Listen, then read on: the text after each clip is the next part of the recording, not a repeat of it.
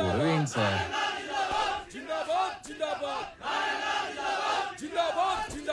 ఆగండి ఆగండి ఆగండి ఆగండి. నీ సంగతేంద్ర? ఏంటి సార్ ఇదంతా? అసలు ఆయన ఇంకా ఎక్కడున్నాడ్రా? పెద్ద సత్యహరిచంద్రులా మాట్లాడుతున్నావు. మేం పవర్ లో ఉన్నా ఆ రామారావు గారిని చూసుకుని ఆఫీసు మొత్తం మమ్మల్ని పట్టించుకున్నారా? అందుకే అన్ని ట్రాన్స్ఫర్ చేయించి ఆ ప్లేస్ లో ఇన్ఛార్జ్ గా నేను తెచ్చుకుంది నువ్వు చెప్పే బుర్రకథలంటానికి కాదు, పెండింగ్ లో ఉన్న మా ఎన్ఓసీలు ఫైల్స్ క్లియర్ చేసి మా చేతిలో పెట్టడానికి. సార్ మీలాంటి వాళ్ళు ఎవరో కోర్టులో వేసిన కేసుల వల్లనే ఆయన ఇంకా రిలీవ్ అవ్వలేదు. అసలు ముందు మీరు రామారావు గారిని వాడు వీడు అనకండి సార్, నేను ఒప్పుకోను. ఒప్పుకోపోతే ఊరేసుకోరా. అయినా నువ్వేంట్రా కొత్తగా ఈ మధ్య పొద్దుతిరుగుడు పూరా ఆడేపు తిరుగుతున్నావు? అంటే రామారావు గారితో పనిచేస్తే చాలు ఎవడైనా సరే నిజాయితీ మాత్రం పుచ్చుకుంటారనమాట. ఇవన్నీ కాదురా, ఇప్పుడే ఫైల్స్ క్లియర్ చేయలేదనుకో నిన్ను ఆఫీసుని మొత్తం తగలెట్టి బూడిచ్చేసి తీసుకెళ్దామని చెప్పి మంది మార్పులంతో వచ్చా. సార్ ఏంటి సార్ ఇదంతా? రే ఆడి మీద పెట్రోల్ పోయండి. ఇప్పుడు అవుతారా పనులు? ఈ ఎడంకన్ను కొట్టుకున్నప్పుడల్లా నేను నేల కతుక్కున్నాను రా, ఏదో జరగబోతుంది.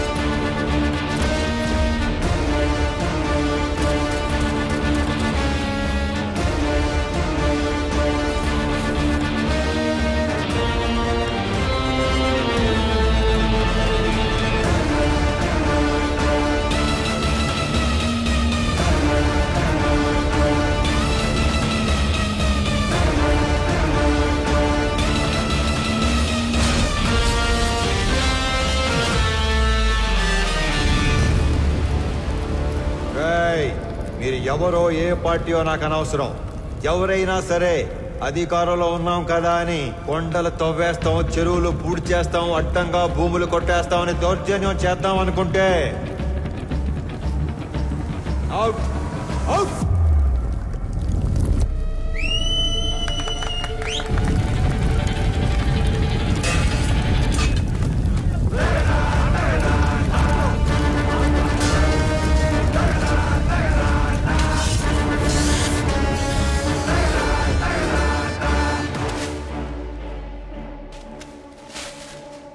రామారావు కేసుకి సంబంధించిన అన్ని రిపోర్ట్స్ నేను చదివాను, బట్ సమ్మరీ మీ ద్వారా విందామనుకుంటున్నాను. అఫ్ కోర్స్ యువరానో, మేము రామారావుకి సంబంధించిన అన్ని యాక్టివిటీస్, అతను పెట్టే ఖర్చులు, ప్రాసెస్ చేసిన ఫైల్స్ అన్ని ట్రాక్ చేసి చూశాక ఒకటి కన్క్లూడ్ చేయగలం. In simple words, mister Ramarao is highly controversial in his deeds but very calculative in his moves. మీరు అనుమతిస్తే Indo Japanese power project case తోటి ప్రారంభిస్తాను.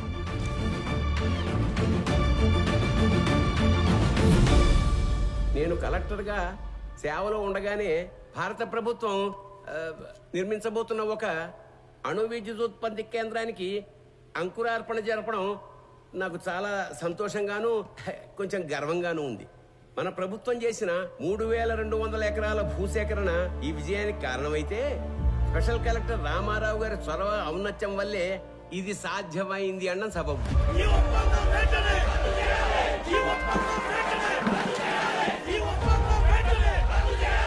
హైతో గారు sir, as a token of appreciation to mister Ramarao, felicitate him please.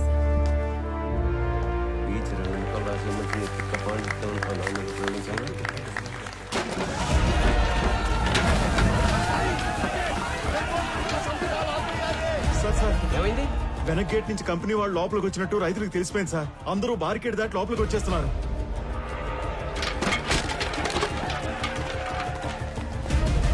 Company వాళ్ళకి security ఉన్నా ఎందుకైనా మంచిది, rule ప్రకారం ఎస్పీకి ఇన్ఫార్మ్ చేయి. రామారావు సార్.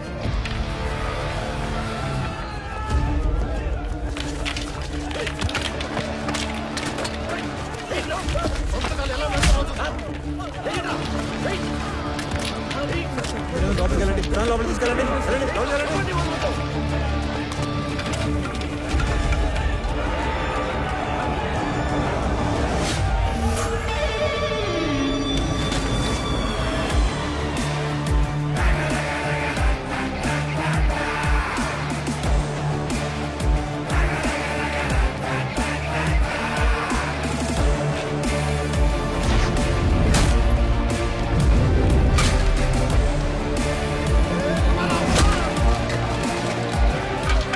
డబ్బులు కట్టి భూములు స్వాధీనం చేసుకున్న తర్వాత ఈ గొడవ ఏంట్రా? విప్లవం చేస్తాను అనుకుంటున్నావా? అవును, విప్లవమే. దున్నే ప్రతి రైతు నిత్య హరిత విప్లవం చేపట్టే నీలాంటి వాళ్ళు రోజు మేము పెట్టింది తిని మా మీద పెత్తనం చెలాయిస్తున్నారు. ఏందిరా పెద్ద పెద్ద మాటలు మాట్లాడుతున్నావు? అయిందేదో అయిపోయింది, అందులో బయటకు వెళ్ళండి. వెళ్ళండి.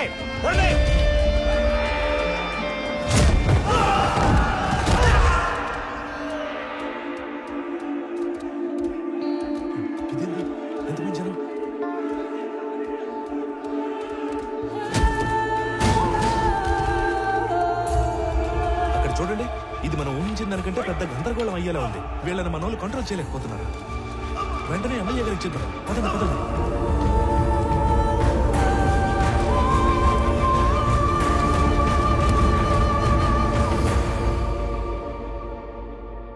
చూడు రామారావు, చేసిన పని లెటర్గా వేస్ట్ అయిపోయేలా ఉంది.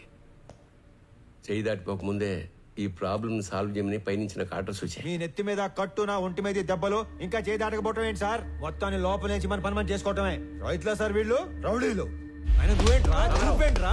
సమస్య ఇంకా పెద్ద చేసేలా ఉన్నావు. వదులు. ఈ గొడవ ఇంకా పెద్దది. నేషనల్ ప్రెస్ ఎక్కితే ఈ వెంచర్ కి బ్రేక్స్ పడతాయి. అందుకే సెంట్రల్ మినిస్టర్ రంగంలోకి దిగి కాంప్రమైజ్ చేయమని. ఈ ప్రాజెక్ట్ లో మా హైకమాండ్ కి ఇండైరెక్ట్ గా షేర్ ఉందయ్యా. ఈ రోజు ఆ అగ్రిమెంట్ అవ్వకపోతే పార్టీలో నన్ను పక్కన పెట్టేస్తారు. సార్ లాస్ట్ మినిట్ లో ఇంత హంగామా చేసి బ్లాక్ మెయిల్ చేయడానికి వచ్చారు సార్ వీళ్ళు. రామారావు, మనం కొన్నది ఎకరం 7 నుంచి 8 వేలకి. కానీ ఎంఓయూలో ఎకరాకి 40,000 డిక్లేర్ చేశాం. అంటే రూపాయి పెట్టకుండా ఢిల్లీ హైకమాండ్ బినామీలకు 20%, మన గవర్నమెంట్ కి 30% షేర్ వస్తుంది. అందుకే కొంత అఫీషియల్ గా కొంత అన్అఫీషియల్ గా డబ్బిచ్చి రైతులను ఒప్పించి ఇష్యూ క్లోజ్ చేద్దాం అనుకుంటున్నాం. నువ్వు ఇంటికెళ్ళు, రైతులతో మేం మాట్లాడతాం. నువ్వుంటే కోపాలు ఇంకా పెరుగుతాయి. నువ్వు వెళ్ళు రామారావు. ఆ రోజు అర్ధాంతరంగా రామారావుని ఇంటికి పంపించి రైతులందరికీ ఎకరానికి 20,000కు పైగా డబ్బు కట్టి ఎంఓయూను ముగించారు. కొన్ని రోజుల తర్వాత ఎమ్మెల్యే సత్యనారాయణ గారికి రామారావు మీద అనుమానం వచ్చింది. ఎంఓయూలోని కాన్ఫిడెన్షియల్ రేట్స్ రైతులకు చెప్పి వాళ్లను రెచ్చగొట్టి రామారావే తిరుగుబాటు చేయించాడని కేసు పెట్టారు. అనుకున్న దానికన్నా ఎక్కువగా రైతులకు చెల్లించిన 7 కోట్ల రూపాయల పరిహారంలో రామారావు కమిషన్ తీసుకున్నాడని కూడా కేసు పెట్టారు.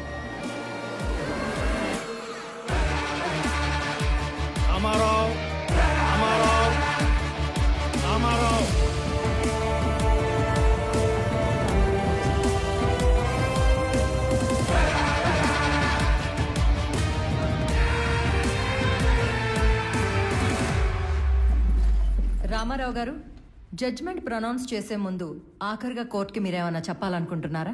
Thank you for asking your honour. నేను చేసిన తప్పు అయితే నేను చేసిన దానికన్నా 10 ఎక్కువ పెట్టుంటారు వీళ్ళు మీ ముందు.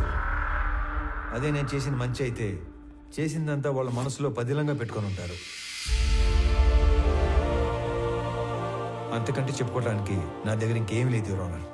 అభియోగం మోపబడ్డ 17 కేసులలో 3 కేసులు క్లిష్టమైనవి కావడం వలన ఒక ఫ్యాక్ట్ ఫైండింగ్ కమిటీని కోర్టు ఏర్పాటు చేసింది.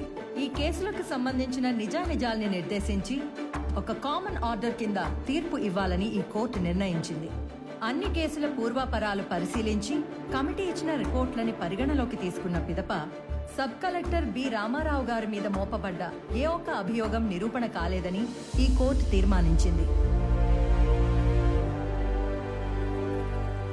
ఆన్ ఎ పర్సనల్ నోట్, ప్రతి ప్రభుత్వ ఉద్యోగి పదవీ స్వీకారం చేసేటప్పుడు ప్రమాణం చేసే ఓత్ ఆఫ్ ఎలిజియన్స్ ని రామారావు గారు 100కి 100 పాళ్లు గుర్తు పెట్టుకుని పాటించినట్లు కనిపిస్తుంది. అధికారం అంటే సేవతో కూడిన బాధ్యత అని అర్థం చేసుకుని అతను చేసిన కొన్ని పనులు బియాండ్ డ్యూటీలా ఉన్నా న్యాయపరంగా ఉన్నట్లుగా నమ్ముతూ అతని మీద ఉన్న అన్ని అభియోగాలని కోర్టు కొట్టివేస్తూ తీర్పు ఇస్తుంది.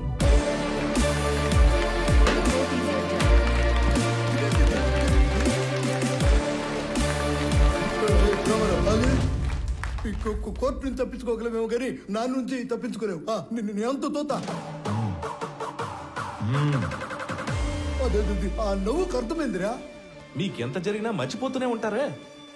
అతని నవ్వుకి 4 అర్థాలు ఉంటాయి, చేసే పనికి 10 అర్థాలు ఉంటాయి. ఒక చాణుక్యుణ్ణి ఒక క్షత్రుణ్ణి కలిసి సమపాళ్లలో ఊహించుకోండి, అతనే రామారావు.